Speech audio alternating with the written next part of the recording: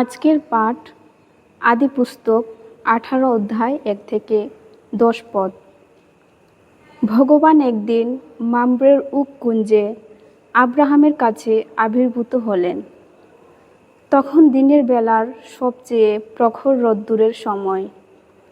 Abraham তাঁবুর প্রবেশপথে বসেছিলেন। হঠাৎ চোখ তুলে তিনি দেখতে পেলেন কাছেই দাঁড়িয়ে আছেন কারা তিনজন।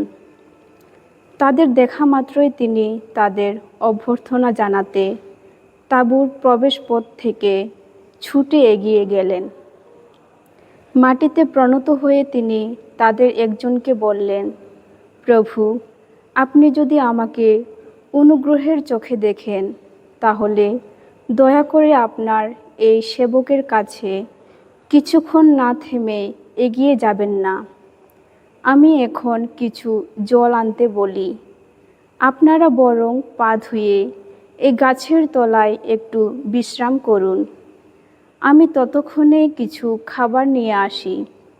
আপনারা যখন আপনাদের এই দাসের এখান দিয়ে চলেছেন, তখন প্রাণটা একটু জড়িয়ে যান। তারপর না হয় আপনারা আবার এগিয়ে যাবেন। তারা উত্তর দিলেন, বেশ, যা বলছো তাই করো। তখন আব্রাহাম তাড়াতাড়ি তাঁবুর ভিতরে সারার কাছে গিয়ে বললেন, নাও, এখনই 3 ধামা সেরা গমের ময়দা মেখে রুটি তৈরি করো।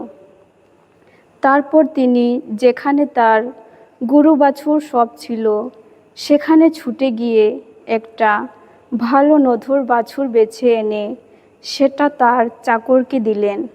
আর চাকরও তখনই বাছুরটা কেটে তা রেঁধে ফেলল।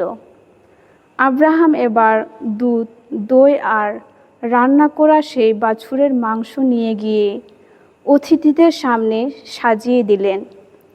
তারা খেতে লাগলেন, আর তিনি সেখানে সেই গাছের তলায় তাদের কাছে দাঁড়িয়ে রইলেন। পরে তারা জিজ্ঞেস করলেন, তোমার স্ত্রী সারা কোথায়? উত্তরে তিনি বললেন, সে ওই তো তাঁবুর ভিতরেই আছে।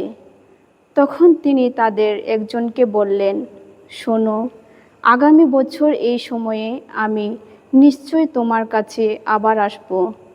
তখন তোমার স্ত্রী সারার একটি পুত্র সন্তান হবে। প্রভুর বাণী।